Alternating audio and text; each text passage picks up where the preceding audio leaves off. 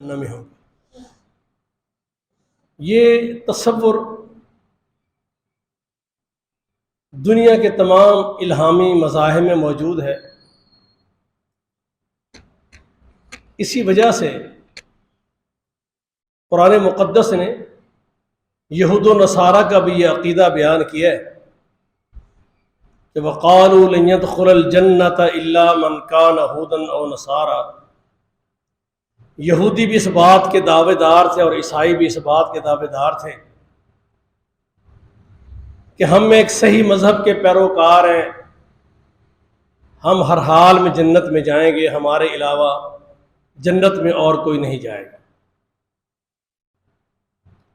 جب ان کو کہا جاتا تمہارے عقائد، ایمانیات، اعمال اللہ اس کے انبیاء کی اور اسلامی تعلیمات یا وہ الہامی کتابیں جو اللہ نے اپنے انبیاء کے ذریعے تم کو دی ہیں، موسیٰ علیہ السلام پر تورات نازل کی، عیسیٰ علیہ السلام پر انجیل نازل کی، تمہاری زندگیاں ان سے ہٹ چکی ہیں، عقیدے تمہارے ہٹ چکے ہیں، بد اعمالیاں تمہاری عروج پر ہیں، اللہ اس کے رسول کی بغاوتیں بے تحاشا کرتے ہو، پھر بھی اس بات کے دعوے دار ہو کہ ہم جنت میں جائیں گے۔ تو وہ کہتے لن تمسنا النار الا ایاما معدودہ، چونکہ ہم اللہ کے نبیوں کی اولاد ہیں، ہمارا اللہ سے بڑا تعلق ہے، اس لیے ہم اپنے گناہوں، بغاوتوں اور سرکشیوں کے باوجود بھی ہم جنت میں جائیں گے۔ اگر ہمیں جہنم میں جانا بھی پڑا تو ایسے تھوڑی مدت کے لیے وقتی طور پہ جائیں گے، اور آخر میں اللہ ہمیں نکال کے پھر جنت میں بھیج دے گا، ہم نے ہمیشہ جنت میں جانا ہے۔ قُلْ اتَّخَذْتُمْ عِندَ اللَّهِ عَهْدًا، یہ دعوے اور کلیم وہ محمد رسول اللہ صلی اللہ علیہ وسلم کی زندگی میں بھی کرتے تھے۔ اب آپ دیکھ لیں، اللہ کی کتاب نے صراحت سے بیان کیا ہے یکتبون الکتاب بایدیہم ثم یقولون ھذا من عند اللہ، وہ خود اپنی منمانی شریعت کے مسائل بناتے، خود ساختہ اللہ اس کے رسول کے نام پر باتیں منسوب کرتے، پھر کہتے یہ اللہ کا کلام ہے، یہ اللہ کے فیصلے ہیں، صرف دنیا کا مال و متاع کمانے کے لیے، دنیا کا مال و متاع حاصل کرنے کے لیے اپنے دین کا سودا کر دیتے تھے۔ لوگوں کے سامنے مالی مفادات کی بنیادوں پر اللہ اس کے رسول کے فیصلے صحیح نہیں بتاتے تھے، چھپا لیتے تھے۔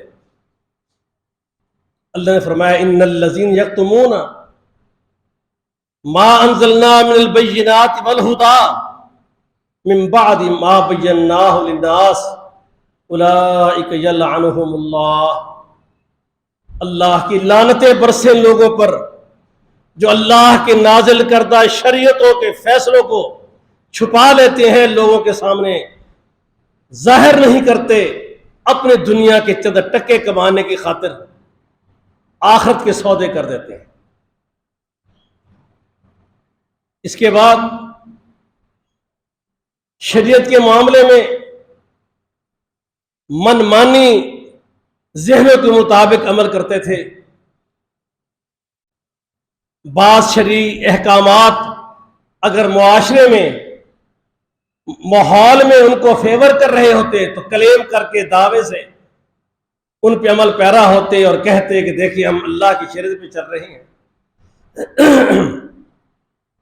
اور اگر ان کی طبیعت، مزاج، معاشرتی ماحول کے خلاف اگر اللہ کی شریعت کے فیصلے ہوتے تو انکار کر دیتے۔ شریعت کے افتؤمنون ببعض الکتاب وتکفرون ببعض، یہ مزاج بن چکا ہے، یہ تمہارا اللہ اس کے رسولوں سے تعلق رہ گیا ہے۔ کہ اللہ کے نازل کردہ احکامات میں جو تمہاری طبیعت مزاج پہ، معاشرے میں تمہارے مفادات پہ تمہیں پورے اترتے نظر آئیں تو ایمان لے آتے ہو، تسلیم کرتے ہو، کلیم دعوے کرتے ہو۔ وَتَكْفُرُونَ بِبَعْضٍ، اور وہ احکامات جو تمہاری مزاج پر شریعت کے فیصلے تمہیں من پسند نہ ہو، معاشرے میں تمہاری بد عقیدگی اور بد اعمالیوں پر چوٹ پڑتی ہو، معاشرے میں ایک ہجانی کیفیت پیدا ہو جائے کہ اللہ اس کے رسول کے فیصلے ہیں، تو پھر ان کا انکار شروع کر دیتے ہو۔ فما جزاء من يفعل ذلك منکم، تمہارے ان کرتوتوں کی وجہ سے، یہ اللہ نے یہود و نصارہ کو بتایا، ان کرتوتوں کی وجہ سے الا خزي في الحیات الدنیا ویوم القیامۃ یردون الی اشد العذاب، دنیا کے اندر اللہ تمہیں ذلیل اور رسوا کرے گا اور آخرت میں تمہارے لیے دردناک عذاب ہوگا۔ اور یاد رکھیں وَلَن تَجِدَ لِسُنَّتِ اللَّهِ تَبْدِيلًا، اللہ کے طریق اور فیصلے بدلا نہیں کرتے۔ اگر یہ کرتوت جو ان کے تھے، اگر محمد رسول اللہ صلی اللہ علیہ وسلم پر ایمان لانے والے مسلم امہ کے لوگ بھی اگر اسی نہج پر چل پڑیں گے تو پھر ان پر بھی اللہ کا عذاب ویسے ہی نازل ہوگا جیسے پہلی امتوں پر نازل ہوا۔ نبی صلی اللہ علیہ وسلم سے پوچھا گیا، اللہ کے پیغمبر صلی اللہ علیہ وسلم،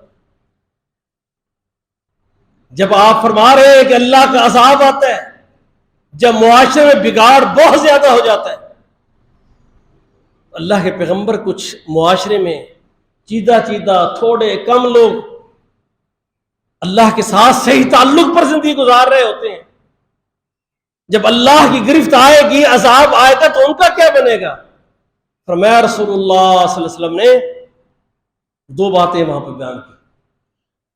اگر تو یہ اللہ اس کے رسول کے احکامات کو معاشرے میں پہنچانے، پھیلانے، عمل پیرا ہونے کی ترغیب دینے میں اپنی بساط اور ہمت کے مطابق اپنا کردار ادا کرتے رہیں گے، تو پھر اگر اللہ کے عذاب کے لپیٹ میں معاشرہ سارا آئے گا، یہ بھی آئیں گے، تو اللہ تعالیٰ کے ہاں یہ بری ہو جائیں گے۔ جب اللہ ان کو اٹھائے گا قیامت کے دن تو اللہ کے نیک اور صالح بندوں میں اٹھیں گے۔ اور اگر یہ بھی اس کے اندر اس برائی کو برائی نہیں کہتے، اپنی زندگی تو گزار رہے ہیں، امر بالمعروف یعنی خیر کے، نیکی کے کاموں کا حکم دینا اور برائی کے کاموں سے روکنا، اگر یہ بھی اپنے مالی منفعت، مفادات، سٹیٹس، عہدہ، ان چیزوں کو مد نظر رکھ کر یہ بھی اللہ کا دین لوگوں تک پہنچانے میں اپنی ذمہ داری سے ہٹ جائیں گے تو اس جرم میں یہ بھی اللہ کے ہاں پکڑے جائیں گے۔ بات کرنے کا مقصد یہ ہے کہ جتنے بھی الہامی مذاہب ہیں ان کے ہاں موت کے بعد ایک زندگی، اس میں جنت اور دوزخ کا تصور بدستور ہر مذہب میں موجود رہا۔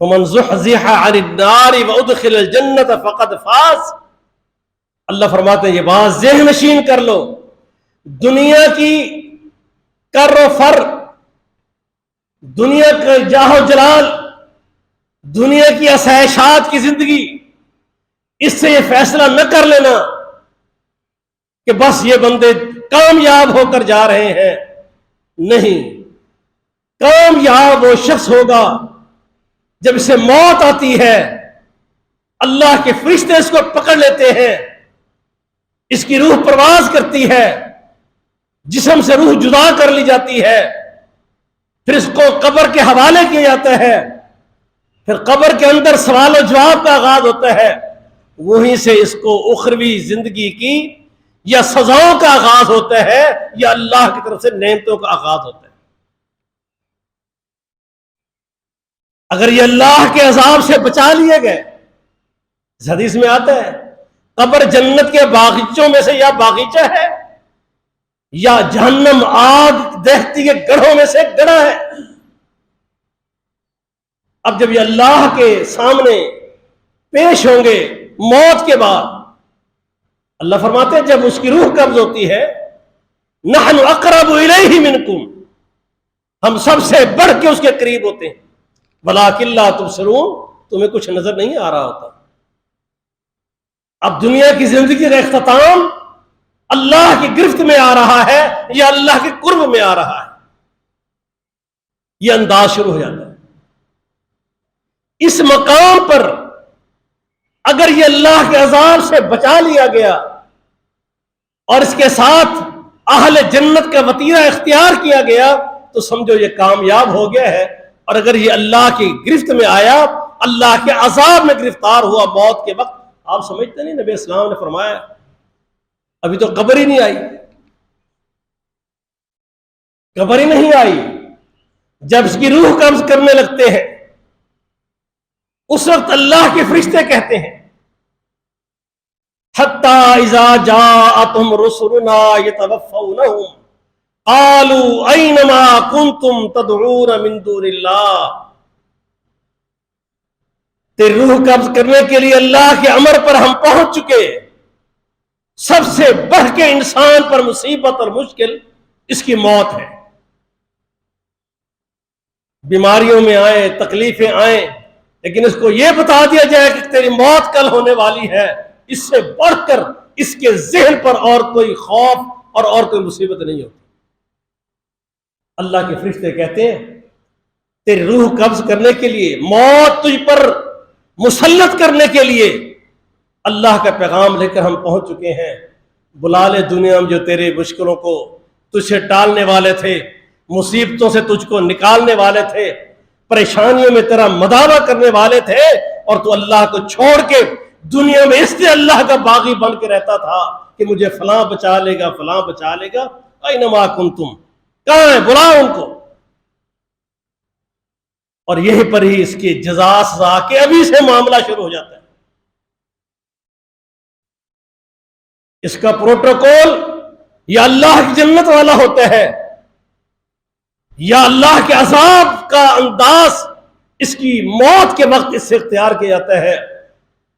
جب تم اسے غسل دے کر چارپائی پہ ڈال دیتے ہو، صحیح بخاری کی حدیث ہے، کئی مرتبہ ہم اور آپ سن چکے ہیں، جب اس کے میت کو لے کے جایا جاتا ہے اس وقت اگر دنیا میں اللہ کو راضی کر کے جا رہا ہے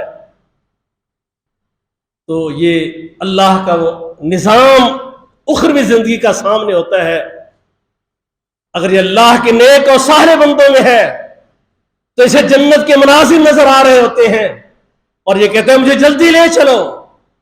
وہ دنیا کی پریشانیاں، ٹینشنیں اور دنیا میں اس لیے جی رہا تھا کہ اللہ کا قرب مجھ کو مل جائے۔ وہ اللہ کے قرب کے سارے آثار جب سامنے اللہ دکھا دیتا ہے، یہ کہتے ہیں مجھے جلدی لے چلو، مجھے میرے رب کے قریب کر دو، مجھے یا ایتھا النفس المطمئنہ۔ اب اس کے لیے حکم جاری ہو رہے ہیں ارجعی الی ربک راضیۃ مرضیہ فادخلی فی عبادی وادخلی جنتی۔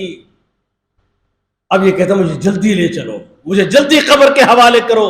وہ جنت کا باغیچہ بننے والا، وہ جنت کی نعمتیں اس کو حاصل ہونے والی ہوتی ہیں، یہ کہتا ہے مجھے جلدی لے چلو۔ فرمایا رسول اللہ صلی اللہ علیہ وسلم نے اگر یہ دنیا میں اللہ کا باغی، سرکش، شرک، کفر اور ظلم پر سے زندگی گزاری ہے، جب اسے چار پائی پہ اٹھا کر چلتے ہیں، اس کو بھی اپنے اخروی عذاب کے وہ ساری جھلکیں سامنے ہیں، اور یہ آہو بقا کرتے ہوئے کہہ رہا ہے ہائے مجھے کہاں لے چلے، اور مجھے نہ لے کے جاؤ وہاں پر، مجھے نہ اللہ کے عذاب کے سپرد کرو۔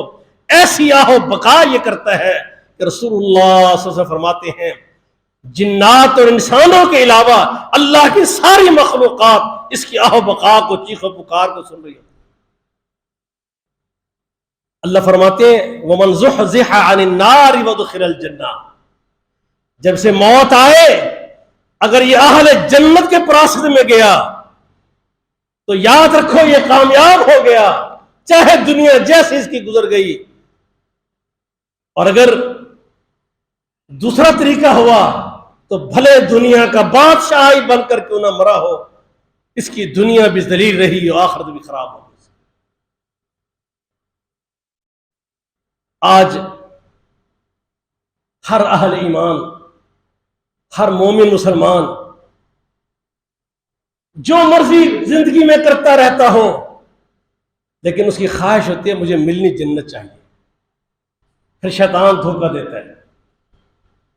وہی بات قربان جائے رسول اللہ صلی اللہ علیہ وسلم پر، فرمایا میری امت کے لوگ بھی یہودیوں اور عیسائیوں کے اس طرح طرز اور طریقے اختیار کر لے گی، ان کے نقش قدم پر، ان کے عقیدے اور منہج پر چلنا شروع ہو جائے گی، اتنے ان کی یکسانیت اور اس حد تک ایک دوسرے کے قریب ہو جائیں گے جیسے ایک پاؤں کی جوتی دوسری پاؤں کی جوتی کے برابر ہوتی ہے۔ کیا فرق ہوتا ہے؟ یہ دایاں ہے یہ بایاں ہے، اور تو کوئی فرق نہیں ہوتا۔ یعنی یوں سمجھ آتا ہے اس حدیث سے کہ بس یہ فرق رہ جائے گا، یہ مسلمان ہے یہ کافر ہے، یہ مسلمان ہے یہودی ہے، اعمال اور کرتوت دیکھ لو کوئی سمجھ نہیں آئے کون مسلمان ہے کون ہندو ہے کون یہودی ہے۔ مجھے اسلام آباد میں دفعہ ایک ایس ایچ او کہنے لگا، سندھ کے اندر میری ڈیوٹی لگی ہوئی تھی، تو ایک ہی علاقے کے اندر، گاؤں کے اندر، محلے کے اندر مسلمان اور ہندو یکساں رہتے تھے، اور دونوں کی شادیاں ہو رہی تھیں، تو یہ خطرہ تھا کہیں لڑائی نہ ہو جائے، تو میری ڈیوٹی لگی کہ آپ نے وہاں جا کر سیکورٹی رکھنی ہے تاکہ ان دونوں کے فنکشن بخیر و عافیت ہو جائے۔ کہ میرے دل میں ایک ہمدردی مسلمانوں کی طرف تھی، میں وہاں پر پہنچا تو خواہش شوق یہی تھا کہ مسلمانوں کی طرف جا کر بیٹھوں، وہی سارے معاملات کروں، لیکن جب اس گلی میں پہنچا اور گھروں کو دیکھا تو بڑی دیر تک میں فیصلہ نہ کر سکا کہ ان میں سے ہندو کا گھر کون سا ہے اور مسلمان کا گھر کون سا ہے۔ بے پرد عورتیں وہاں سے بھی نکل رہی ہیں، بناؤ سنگھار کر کے مسکراتی اٹکیلیاں لیتی وہ بھی گزر رہی ہیں، اس گھر سے بھی گزر رہے ہیں، ادھر سے بھی انڈین گانوں کی آواز آ رہی ہے، ادھر سے بھی انڈین گانوں کی آواز آ رہی ہے۔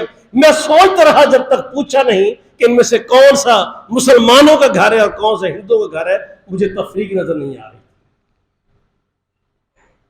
رسول اللہ نے فرمایا ایسے کفر کے مشابہ، یہودیوں عیسائیوں کے مشابہ ہو جائیں گے، سے ایک پاؤں کی جوتی دوسرے پاؤں کے برابر ہوتی۔ آج وہ مسلمان کہتے ہیں نہیں ہم جنت میں چلے جائیں گے، ہمیں فلاں بچا لے گا، فلاں بچا لے گا، فلاں بچا لے گا، فلاں ہماری شفاعت کرے گا۔ کچھ تو ایک طبقہ کھڑا ہو گیا، عیسائیوں نے عقیدہ بنایا کہ عیسیٰ علیہ السلام معاذ اللہ کے پیارے تھے، بلکہ وہ تو نقل کفر نباشد اللہ کا بیٹا کہتے ہیں، کہ انہوں نے پھانسی پہ چڑھ کے پوری قیامت تک کی عیسائیت کے گناہوں کا کفارہ دے کر ان سب کو جنت میں لے جانے کا اللہ سے وعدہ لے لیا۔ اب یہ ننگے پھریں، آوارہ پھریں، دنیا جہان کا ہر ظلم کریں، لیکن ان کا عقیدہ ہم جنت میں جائیں گے، ہمارے گناہوں کا کفارہ وہ ہو چکے۔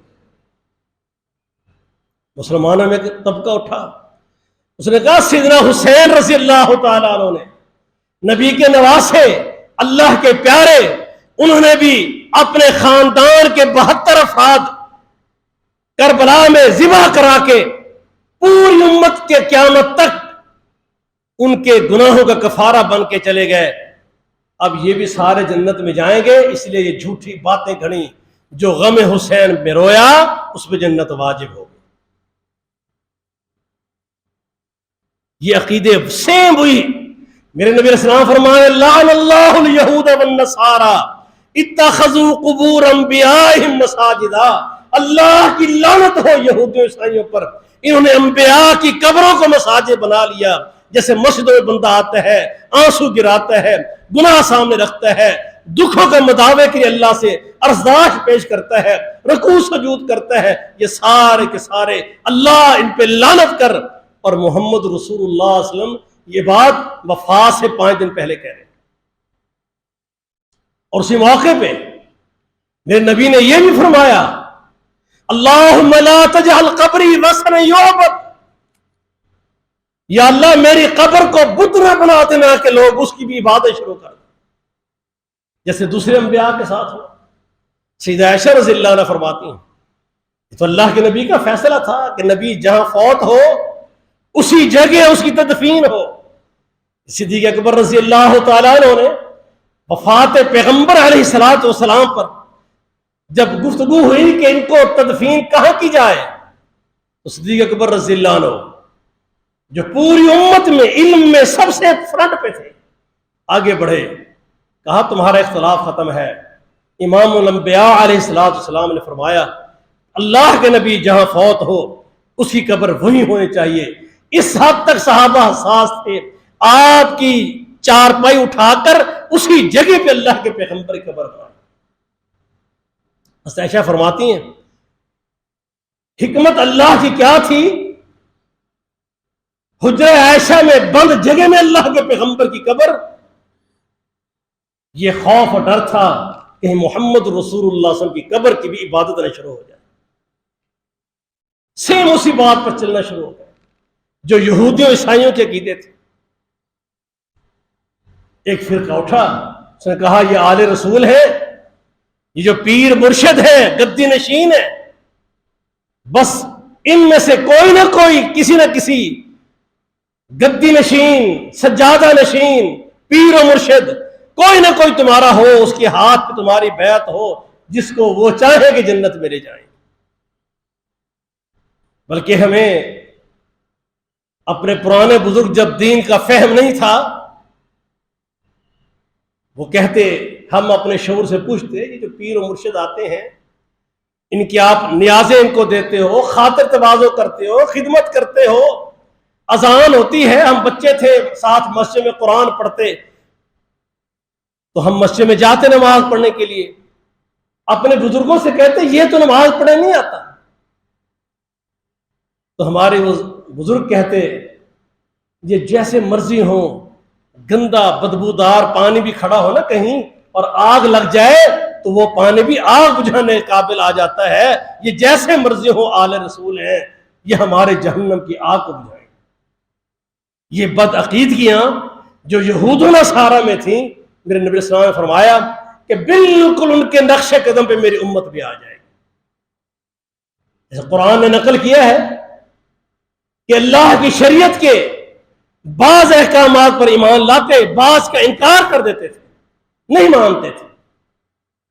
آج اگر ایک مردار جانور کو کسائی مرے ہوئے جانور کا گوشت تقسیم کر دے، بیچ دے لوگوں میں، اور پتہ جل جائے کسی کو، نہ محلے والے سنبھالے جائیں گے، نہ حکومت اور انتظامیہ سنبھالی جائے گی، پرچے ہو رہے ہیں، پکڑو پکڑ دھکڑ سب کچھ، لیکن وہی معاشرہ، وہی حکمرانی کرنے والے، وہی محلے میں رہنے والے اگر بینک کے لون اور سود کے ساتھ معاشرے میں جو بلدہ زندگی گزار رہا ہے اس سے لے بھی رہے ہیں، دے بھی رہے ہیں، مولوی بھی چندے لے رہے ہیں، عزت تکریم بھی ہو رہی ہے، کوئی نہیں بولتا، کیا وجہ ہے؟ ختنہ نہ کراؤ، اللہ کے پیغمبر کی سنت ہے، انبیاء سے سنت آ رہی ہے، سنت متواترہ ہر پیغمبر کے دور کی سنت، ہر نبی کا عمل۔ ایسے ہی ختنہ بھی اور داڑھی بھی تمام نبیوں سے آ رہی ہے۔ ختنے پہ بہت سٹینڈ لیے کھڑے ہیں، لیکن اس سے کہیں زیادہ رسول اللہ صلی اللہ علیہ وسلم نے جو داڑھی کے احکامات فرمائے ہیں اس پہ دل نہیں مانتے۔ کتنے مسلمان ہیں جو داڑھی پہ چلتے ہیں؟ مانا یہ ہے میرے بھائیوں، ہم اس نہج پر چل رہے ہیں جس کا انجام جہنم ہے۔ اور ایک بات جو میں آج سمجھانا چاہتا ہوں،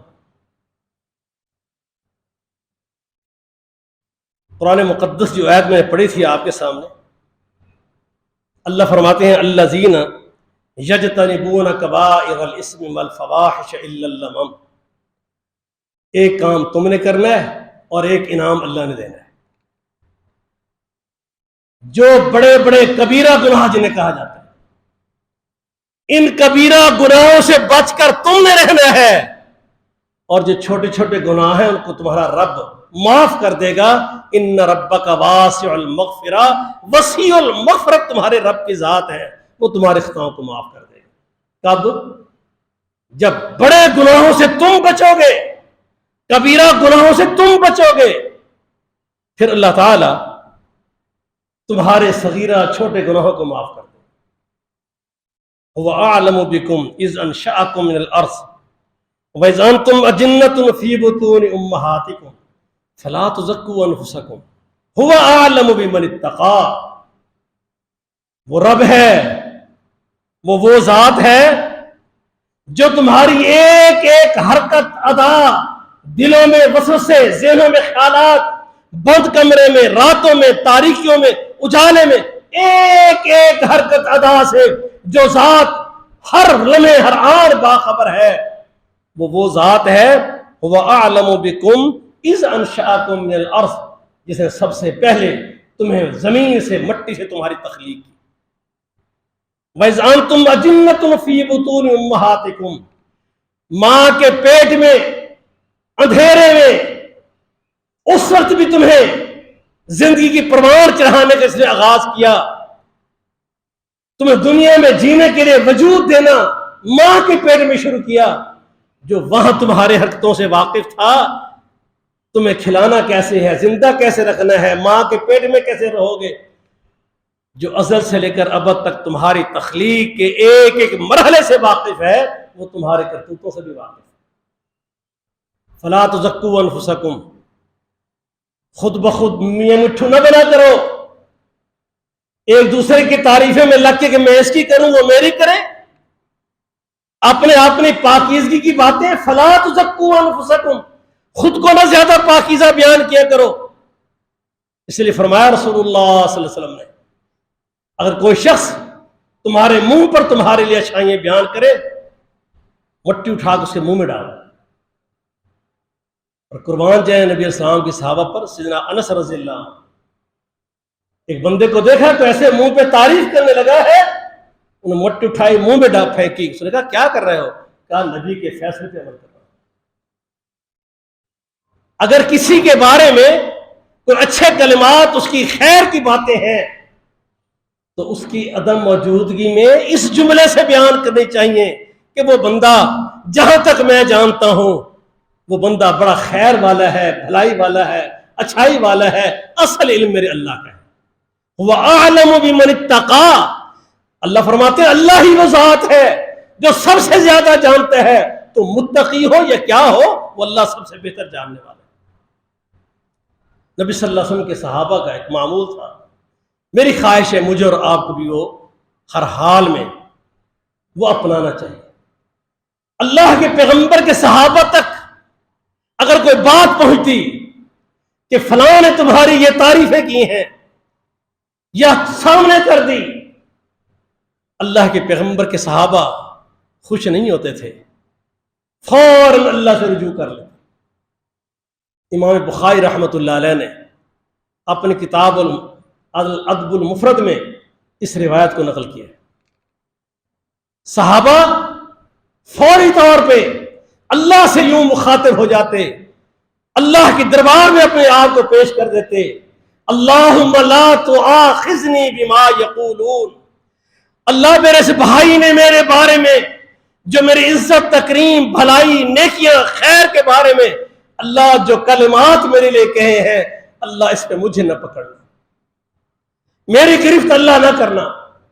یہ ڈر جاتے تھے. ہم تو خوش ہوتے ہیں نا، سر اور اونچا ہو جاتا ہے جب لوگ تعریفی شروع کر دیتے ہیں. کہ اللہ سے ڈرتے تھے. اور آگے کیا کہتے ہیں؟ وَاغْفِرْ لِي بِمَا لَا يَعْلَمُونَ، یا اللہ میرے شب و روز تنہائییں، ظاہری طور پہ ہر لحاظ سے، ہر آن میرے اداؤں سے، معاملات سے اللہ تو واقف ہے، تو جانتا ہے. اللہ میری وہ خطائیں، وہ کوتاہیاں جو ان کے علم میں نہیں ہیں اور میرے بارے میں خیر اور نیکیوں کی تذکرے کر رہے ہیں، اللہ تو میری خطاؤں کو معاف کر دے. وَجَعَلْنِي خَيْرًا مِّمَّا يَظُنُّونَ، یہ 3 جملے کہتے ہیں. یا اللہ اسی کہی ہوئی باتوں پر میری گرفت نہ کرنا، اللہ میری خطاؤں سے یہ لا علم ہے، میری خطاؤں کو معاف کر دینا. وَجَعَلْنِي خَيْرًا مِّمَّا يَظُنُّونَ، اے میرے اللہ اگر یہ میرے بارے میں کوئی حسن زن رکھتا ہے، اللہ اس کے اس حسن زن سے مجھے کہیں بہتر بنا دے. اتراتے نہیں تھے، ذہنوں میں کوئی نیگیٹیوٹی نہیں آتی تھی، اللہ سے ڈر جاتے تھے، اس لیے کہ ہوا اعلم بمن اتقا، وہ سب سے بہتر جانتا ہے کون متقی ہے۔ میں اور آپ ایک دوسرے کے ظاہر سے واقف ہیں، میرا اللہ میرے اور آپ کے ہر آن ہر لمحے کے باطن سے بھی واقف ہے۔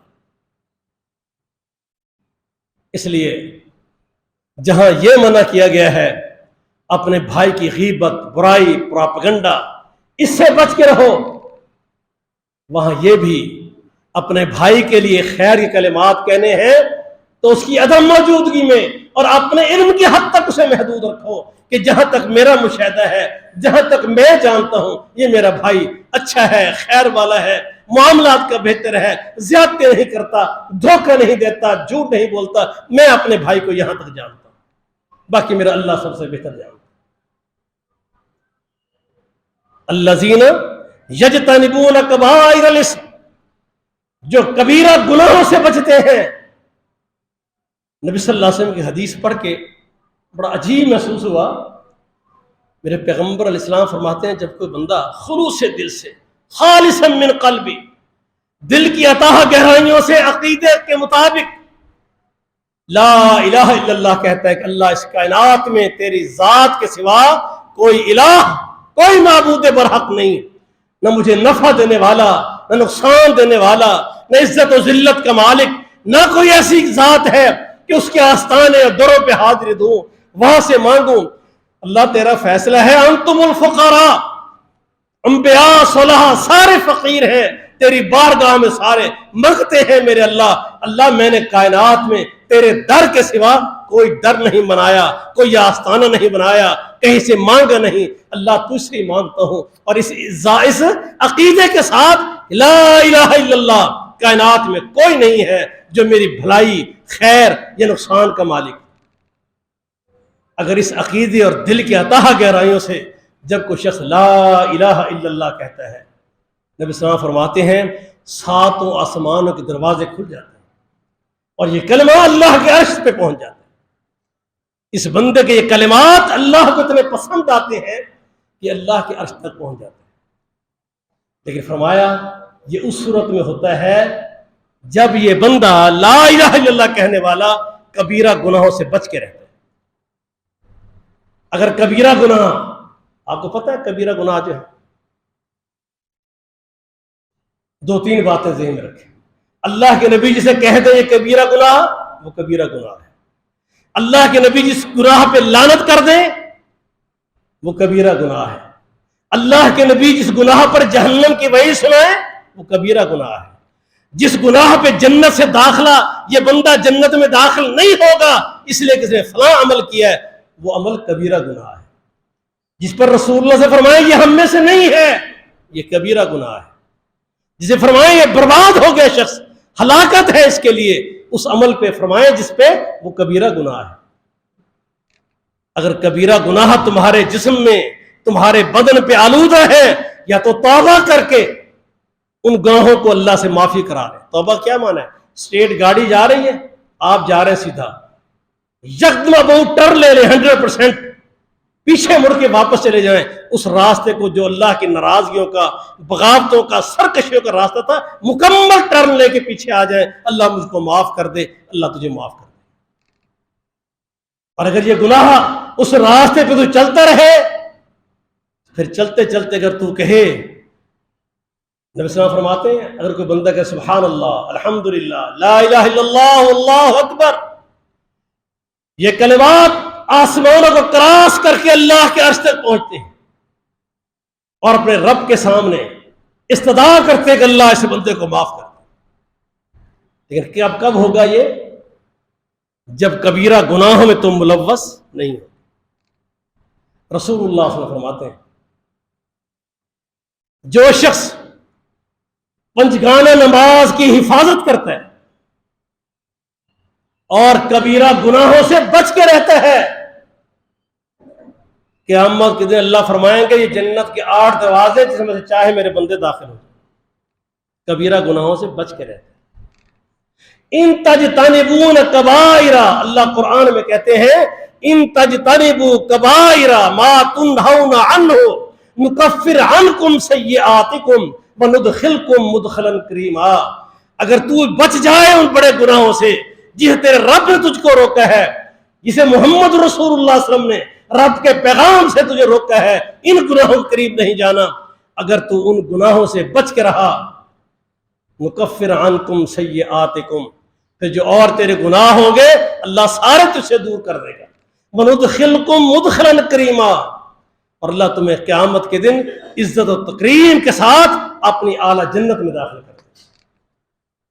فرمایا رسول اللہ صلی اللہ علیہ وسلم نے ایک شخص جمعہ پڑھتا ہے، پھر آئندہ جمعہ آ کے پڑھتا ہے، اپنے گھر سے چلتا ہے، وضو کر کے آتا ہے، مسجد میں پہنچتا ہے، امام سے پہلے آتا ہے، پھر بیٹھ کے جو اللہ اس کو توفیق دے نماز نوافل پڑھتا ہے یا قرآن کی تلاوت، وہ مسجد میں بیٹھ کے اللہ کی عبادت میں مشغول رہتا ہے، اور جو ہی مؤذن اذان کے لیے آتا ہے اور جو ہی خطیب منبر پر آتا ہے، یہ فوراً ہماتن گوش اللہ اس کے رسول کے احکامات نصیحت حاصل کرنے کے لیے سننے کے لیے تیار رہتا ہے. کوئی لغو بات نہیں کرتا، گفتگو نہیں کرتا، کسی کے ساتھ تنگ نہیں کرتا، شرارت نہیں کرتا، آواز نہیں دیتا، خاموش ہماتن گوش ہو کے اللہ اس کے رسول کی نصیحتیں سنتا ہے. پھر آئندہ جمعہ پھر بھی ایسے ہی کرتا ہے. اس اور اس جمعے کے درمیان میں جتنے گناہ اس سے ہوئے ہیں اللہ سارے کے سارے معاف کر دیتا ہے. شرط یہ ہے، یہ صحیح مسلم کی حدیث ہے، شرط یہ ہے، یہ میں اپنی طرف سے شرط نہیں کہہ رہا، اللہ کے نبی نے فرمایا شرط یہ ہے یہ کبیرہ گناہوں سے بچ کے رہتا. اگر اس حدیث پہ غور کریں عجیب محسوس ہوتا ہے، یوں محسوس ہوتا ہے اگر کبیرہ گناہ میری زندگی میں میرے ساتھ ساتھ چل رہے ہیں تو شاید عبادات اللہ کے ہاں قبول نہیں ہو رہی، کیونکہ گناہوں کی معافی نہیں ہو رہی. گناہوں کی معافی کا وعدہ تب ہے وضو کرنے سے گناہ معاف، نماز پڑھنے سے گناہ معاف، رمضان مبارک کے روزوں سے گناہ معاف، جمعے کی ادائیگی سے گناہ معاف. شرط یہ ہے کہ ان گناہوں کی معافی ہوگی اس وقت جب تو کبیرہ گناہوں سے بچ کے رہے. فرمایا رسول اللہ صلی اللہ علیہ وسلم 3 کبیرہ گناہوں سے بچ جاؤ. ان گناہوں کو کبیرہ میرے پیغمبر نے اپنے الفاظات سے کہہ دیا. فرمایا اللہ کے ساتھ شرک کرنا، والدین کی نافرمانی کرنا، جھوٹی گواہی دینا، جھوٹ بولنا. صحابہ کہتے ہیں جب رسول اللہ صلی اللہ علیہ وسلم یہ حدیث بیان کر رہے تھے آپ تکیہ لگا کر اور ٹیک لگائے بیٹھے تھے. جو ہی آپ صلی اللہ علیہ وسلم نے یہ تیسرا جملہ کہا، جھوٹی گواہی دینا، جھوٹ بولنا، جھوٹی گواہی دینا، جھوٹ بولنا، یہ آپ نے اتنا تکرار کیا اس جملے پر کہ ہم گھبرا گئے اور ہم یہ خواہش کرنے لگے بس اللہ کے نبی اب چپ ہو جائے.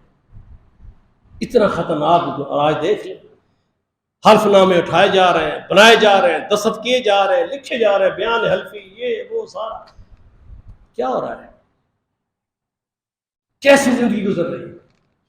جھوٹ کا کنسپٹ ختم ہو گیا. اللہ کی رحمت کبیرہ گناہ. اسی سیدنا انس رضی اللہ عنہ فرماتے ہم اللہ کے نبی کے صحابہ جھوٹ سے آشنا ہی نہیں تھے، اور اللہ نے صرف ان کا دعویٰ نہیں تھا، اللہ نے قرآن اتارا اولئک ھم الصادقون، ان کے سچے ہونے میں شک کی کوئی نہیں. اور آج ہم میں سے کوئی بندہ یہ کلیم دعویٰ کر کے دکھا. میرے بھائیوں، زندگی رہی تو پھر کبھی انشاءاللہ وضاحت سے اس پہ گفتگو کریں گے. اللہ مجھے اور آپ کو کبیرہ گناہوں سے بچا کے رکھے، اور اللہ ہمیں اسی راستے پہ گامزن رکھے جس سے اس کی مغفرت کے حصول کے ہم حقدار بنتے رہیں، اور اللہ ہمیں معاف فرماتا رہے. وما علینا